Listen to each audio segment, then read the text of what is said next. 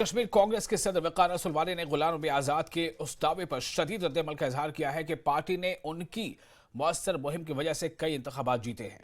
वकार रसूलवानी जम्मू में पार्टी की एक तकरीब के मौके पर न्यूज 18 से बात कर रहे थे। उन्होंने कहा कि डीपीएपी और कुछ दीगर पार्टियां एनडीए इत्तेहाद की खामोश शराकतदार हैं।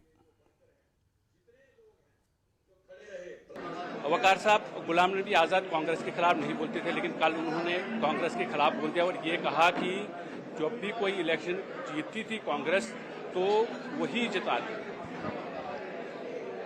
मुझे लगता है कि गुलाम नबी आज़ाद साहब उम्र के साथ साथ ये चीज़ें आ जाती हैं। मैं तो रेस्पेक्ट करता हूं उनकी, लेकिन इसमें कोई नकार नहीं है कि वो बीजेपी के साथ नहीं है, बीजेपी के सपोर्टेड आदमी है। दूसरा ये कि ये बोलना कि कांग्रेस मेरी वजह से थी। अभी करगिल में चुनाव हुआ, गुलाम नबी आज़ाद साहब अब हमारे साथ तो नहीं है ना, वहां हम जीते।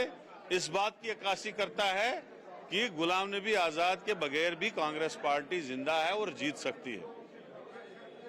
गुलाम नबी आज़ाद साहब को मैं ये भी कहना चाहता हूं कि आप अपना ट्रैक रिकॉर्ड देख लीजिएगा, कांग्रेस पार्टी कैसे जीती है और आप कैसे जीते हैं वो भी देख लीजिए। उन्होंने ये भी कहा कि अगर पीडीपी या एनसी उनको ये कहती है कि वो बीजेपी के आदमी है, वो तो कभी बीजेपी के साथ रहे ही नहीं। पीडीपी, उन्होंने ये कहा कि पीडीपी ने बीजेपी को लाया जम्मू कश्मीर में, और एनसी के जो उमर अब्दुल्ला हैं वो तो उनके साथ मंत्री। देखो जो भी है, सुनिए मेरे, वो पास्ट बातें हैं।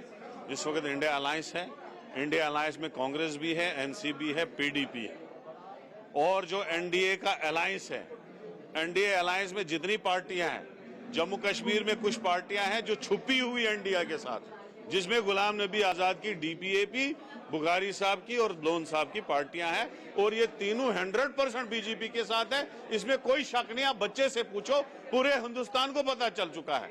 जो वो election one nation one election के मेंबर बने, जो अवार्डे कंटिन्यूसली मिलते रहे, जो कोठी उसको मिनिस्ट्रियल इस वक्त भी मोदी साहब ने रखी हुई है, और जो क्लोज टाइप्स उनके मोदी साहब के साथ जो अमित शाह जी हैं, डोवाल साहब हैं, आरएसएस हैं, तो वो तो सब आया है, उसमें कोई शक नहीं है।